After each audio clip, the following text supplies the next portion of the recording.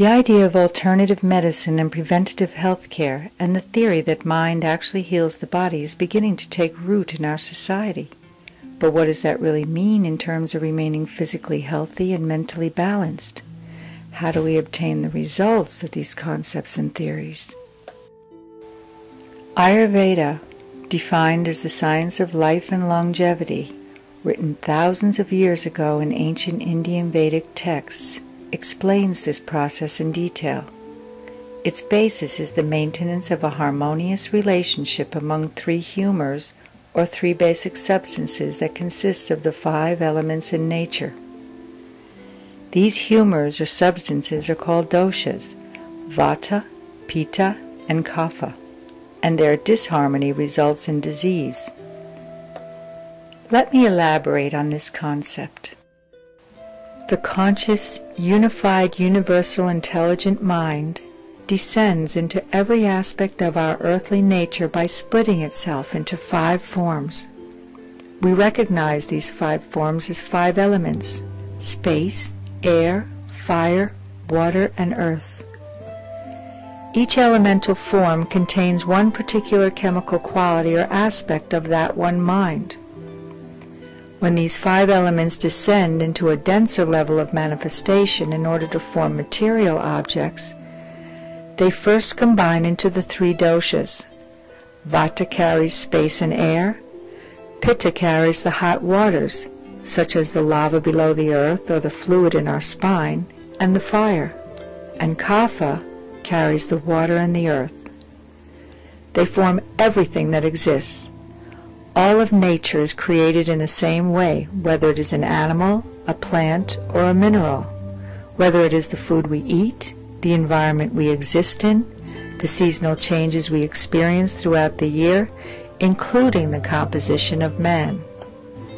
Although man is created from a master template of these 3 doshas, the doshas are unequally deposited into each individual human body in order to form the different characters and personalities of man, including their creative, artistic, and intellectual functions.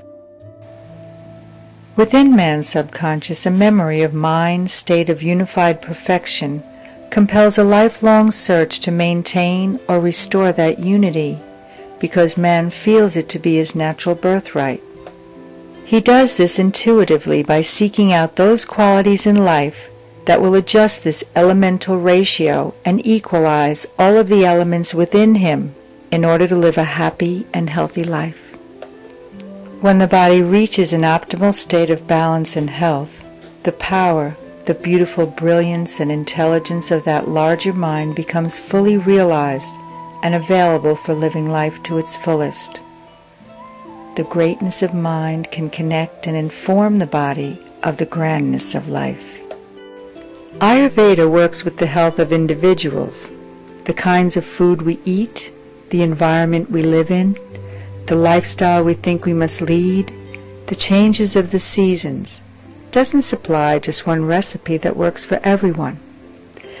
But the elemental qualities of those resources in different quantities will provide the proper nourishment according to each individual's doshic constitution on a very personal level. Disease occurs when the elemental doshic distribution is greatly hindered. Even at birth, some men must immediately seek out the balance to health. Sometimes an aggressive intervention may be necessary. Treatments called panchakarma, specific to the Ayurvedic philosophy, are extremely effective at a deeper and more profound level. Let us take a look at these natural methods for treating manifested conditions, which can also be applied intermittently for maintenance and protection. Panchakarma is an aggressive detoxification treatment program and a deep cleansing process that expels toxins and undigested food from the cells in the body, reducing the body's capacity to regenerate itself. Panchakarma plays a critical role in that correction, and the goal is to reduce the undigested necrotic matter stuck within various spaces and walls within the body's vessels and tissues.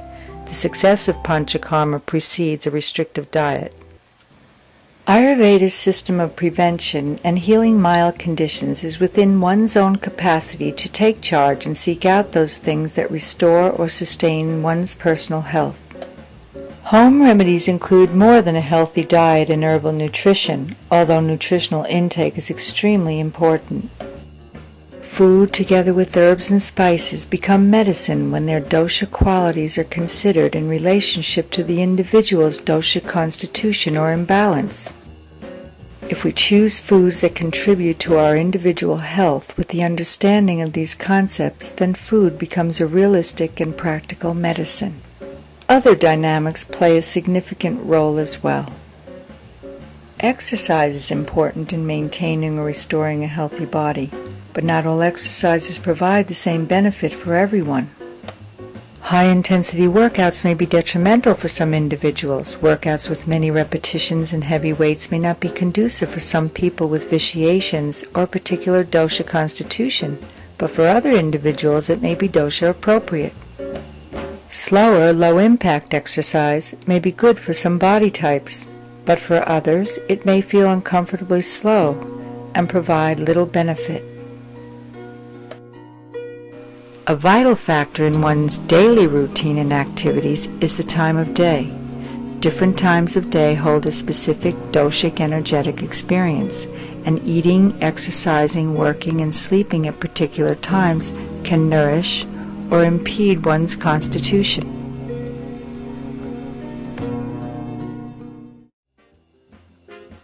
Lifestyle is another condition that affects the body's doshic constitution. One example of lifestyle would be where we choose to live and work.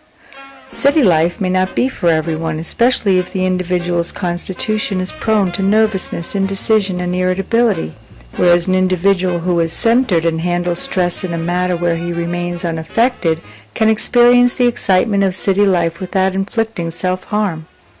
Others may feel more strength in a peaceful countryside environment where the life is slower, the green of nature is plentiful, and one can enjoy the sounds of nature, whereas this same lifestyle may increase isolation and imbalance for another. The mountains may make one individual joyful and content, while those same mountains can cause fear in those with vitiations and imbalances. Lifestyle plays a major role in depleting or energizing one's constitution. What may be strengthening for one type of individual may make another weak or ill. The 4 seasons present conditions that influence the doshas. Each season contains its own dosha constitution, and they affect the dosha within each individual.